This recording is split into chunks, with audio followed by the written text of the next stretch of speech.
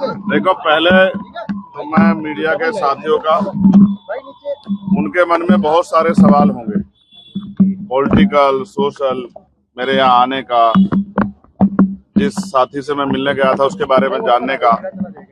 लेकिन मैं आपको एक लाइन में कहना चाहता हूँ, अब्दुल्ला आजम भाई से मेरे जो रिश्ते हैं वो सियासी नहीं। जब भी मैं किसी तकलीफ में रहा, आजम भाई का और इस पूरे परिवार का सहयोग मुझे हमेशा मिला है। और आज मैं उसी रिश्ते को और मजबूत करने और अपने छोटे भाई से मिलने यहाँ आया था, जानने की उनकी क्या हाल है। मुझे बहुत खुशी हुई। मैं सोचता था कि जेल में है तो परेशान होंगे, लेकिन जिस ताजगी के साथ मुलाकात हुई, इससे ये पता लगता है कि वो बहादुर आदमी अपनी लड़ाई को लड़ रहे हैं और जो हालात हैं वो उससे वो किसी छिपे हुए नहीं है। मैंने उनके मुकदमे को भी पढ़ा है, ऑर्डर भी पढ़े हैं, किस तरह की चीजों में उनके सजा भी पड़ी।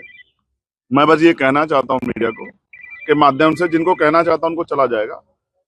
सड़क से लेके और संसद तक हम इस लड़ाई को लड़ेंगे। हम इस लड़ाई को अकेले नहीं छोड़ेंगे, उनको, उस पूरे परिवार को, हमारा परिवार। आज जिस तकलीफ में हमें इस बात का दुख है कि सत्ता में बैठे लोग सत्ता के अहंकार में उनका दमन कर रहे हैं और तमाम लोग इसका तमाशा देख रहे हैं। ये भी इतिहास में लिखा जाएगा कि जब एक परिवार को, जिसने लंबे समय सेवा की उत्तर प्रदेश की, कमजोरों की, मजलूमों की, आज अगर उसको जरूरत है तो सब लोग उनके इस दर्द में शामिल नहीं हो रहे। मुझे इस बात की तकलीफ है। और जिस तरह के फर्जी मुकदमे लगा के और तमाम चीजें, वादी कह रहा है कि मेरा कोई नुकसान नहीं हुआ है, सरकार कह रही है कि हमने कुछ खरीदा नहीं है, लेकिन फिर भी सजा सजा सजा, रोज नए मुकदमे, ये सब ये साबित करती हैं कि ये सरकार की देखरेख में हो रहा है। जब मौका मिलेगा, आगे ताकत बढ़ेगी, इन सारे फर्जी मुकदमों की जांच कराई जाएगी और फर्जी मुकदमे करने वाले उन अधिकारी कर्मचारियों का विशेष ख्याल रखा जाएगा जिन्होंने ये सब चीजें, इस अपराध को, ये गैर कानूनी है तो इलीगल है तो ये अपराध है, इस अपराध को खारिज करने में सरकार की मदद की। अब्दुल्ला से मुलाकात हुई और आज अखिलेश यादव भी रामपुर में जो है इनके परिवार से मिल रहे हैं। क्या ये इसका क्या मतलब समझ? मैं क्या कह सकता हूँ? आप देखिए, ये उनका अधिकार है।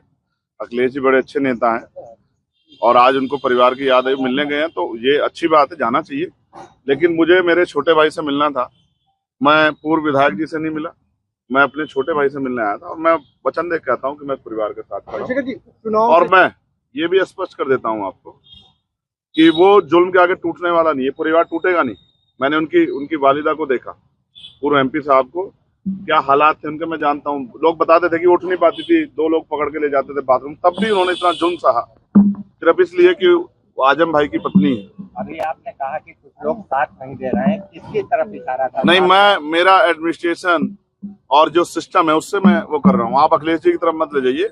मैं सिर्फ ये सिस्टम से सवाल खड़ा कर रहा हूँ कि जो सिस्टम है, न्यायपालिका पे हम भरोसा करते हैं, लेकिन अगर जज साहब कहें कि हम मजबूर हैं, हमारे ऊपर दबाव है, तो फिर न्याय कैसे मिलेगा? मुझे एक खतरा और है, ये मेरा पर्सनल है, मेरे बहादुर छोटे भाई ने मुझसे नहीं कहा।